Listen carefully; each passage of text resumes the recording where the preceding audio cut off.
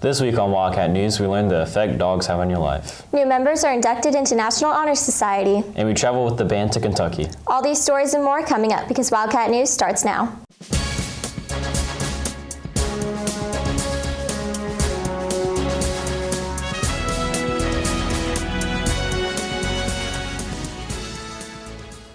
Good morning, West Johnston. I'm Chase Faircloth. And I'm Landry Connors. This week in the news, an explosion was made in a subway train in St. Petersburg. 10 people were killed and 39 were injured during the incident. The University of South Carolina Gamecocks beat the Mississippi State University Bulldogs in the Women's Basketball National Championship. This is the first women's team to win other than the University of Connecticut in 5 years.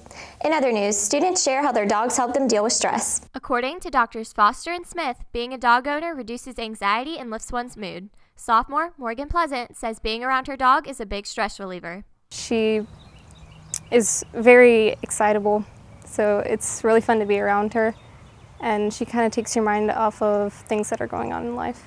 Freshman JILLIAN Cook can't take her dog many places because of his size, but says they do enjoy time together. We just lay outside for like an hour, and he just loves it, and I love it too because I'm with my dog. Pleasant says her dog has been there for her through the good times and the bad, as well as helped her through difficult situations. In general, when I get sad, my dog gives me a big sense of comfort. When my parents divorced, she was always there for me, and I'd hold her a lot. She was just a big part of my life then, especially. Cook says her dog instantly puts her in a good mood after a long day. It makes my day better, like if I've had a bad day, just seeing my dog, knowing he loves me, knowing that he wants to play, knowing that no matter what I do, he'll be there, makes me feel a lot better. Pleasant believes her life would be completely different without her dog. Because of how long I've had my dog, I think it would be really upsetting to lose her all of a sudden, just because of how big a role she plays, not only in my life, but in my family's life and our daily routines. I feel like without my dog, my house wouldn't feel like a home. I love spending time with my dog. He's my running partner. I'm more of a cat person. In our next story, the National Honor Society inducted new members last week. Mason Butcher reports. The National Honor Society is an organization that recognizes outstanding high school students for their academic achievements. Sophomore Emily Miller and Drew Applequist are happy to be in NHS. It feels good. It feels like you feel honored and like it motivates you to do better in school. In middle school, I was an officer for the Beta Club, which was like NHS, and so I was very proud to know that I was also going to be nominated for NHS in high school. President Chloe Brummett believes having NHS on your college application gives you an advantage. It looks really good to NC State or Chapel Hill on a resume. That means you're an outstanding student and they picked you for a reason. Applequist owes some of his academic success to his parents. They're always pushing me and making me work hard to get good grades and do good in school and make good choices, and they're also proud of how hard I've worked to get to where I am today. Brummett believes that after being inducted into NHS, she became a better student. Even though I had really hardcore classes, after school I could go talk to someone and say, hey, can you help me on this project or like problem? And they knew exactly what I went through. And it taught me that there's always another student like going through what you're going through in high school. Applequist has some advice for students that want to be inducted. Keep working hard and make sure that you're doing all your assignments and you're not slacking off and you're doing everything like as good as you can do. I'm Mason Butcher, Wildcat News. Thanks, Mason. Teenagers as a whole are more prone to have negative thinking patterns. Marissa Prendergast gives insight. Negative thinking occurs when bad experiences affects one's mindset, causing them to be unhappy, add stress to their life, and ultimately damage their health. Teens share how these thoughts affect them. I don't think about the positive or like what could have been done for the better. I think about what I did and how I negatively affected it. I doubt myself a lot. Just think I'm not good enough, mainly because I hear it, but it's worse when you think about it yourself. Researchers at an Ohio State University found a method to counteract these thoughts. If you are worried about feeling unloved, check in with friends and family members. Perhaps ask a close friend to write you a letter telling you all the ways in which you are a good, kind person. Reread the letter daily. Sometimes teens use tactics to distract themselves from their emotions. Suppress my negative thoughts by being goofy and silly and pushing them away, I guess, pushing my emotions down. Whenever I'm around somebody, I kind of suppress it as much as possible and try to have a good time. But whenever I'm by myself, I just kind of think of no way out. Psychologist Dr. Judith Beck says that acknowledging your negative thoughts helps with overcoming them. She also suggests taking deep breaths, practicing controlled breathing to calm anxious thoughts.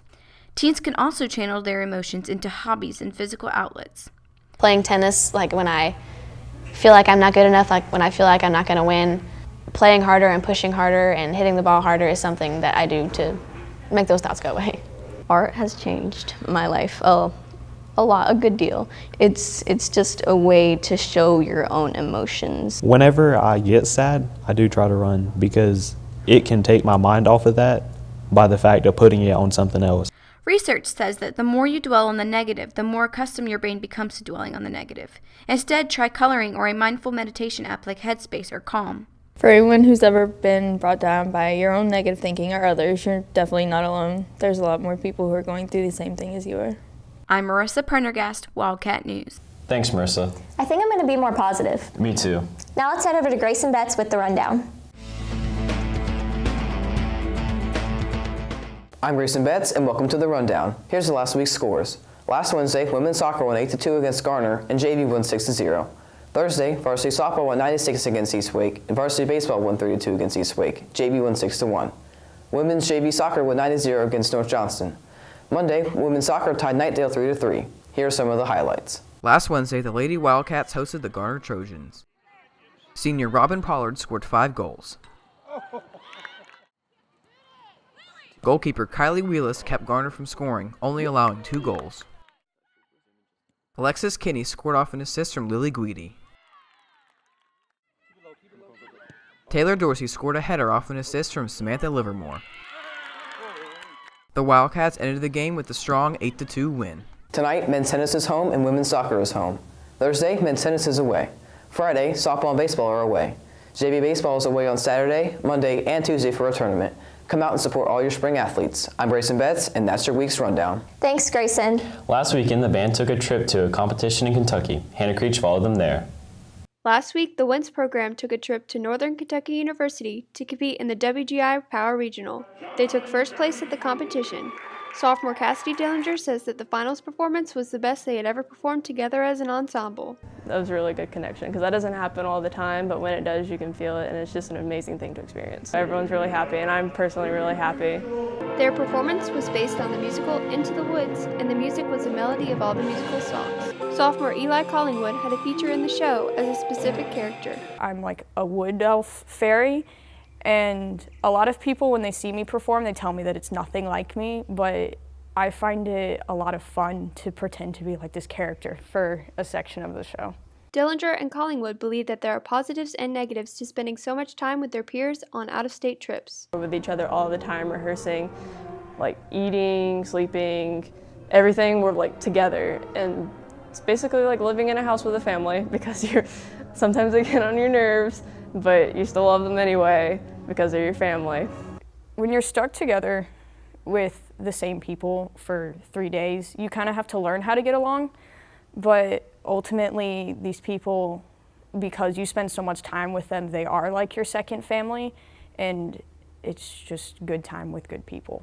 One of Collingwood's favorite parts of performing is band director Philip Franklin's tradition before they go out on stage. Every time before we perform, he reads off, I guess, this little short story of how one day you're going to wake up only with the memories of being a performer, rather than wake up and having to perform later that day. It really just reminds us how we shouldn't take these opportunities for granted. We should really just hold on to as much as we can. Collingwood believes that the band program has affected him greatly as a person. The amount of acceptance I have received from the band program has given me the confidence to be who I am today and has essentially saved my life.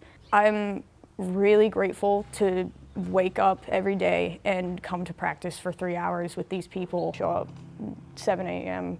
to go on a long trip to whatever state we're heading to that weekend, and make memories and just be with people who let me be who I am. I hope that people can find a similar group of friends who will make them feel just as accepted as I am.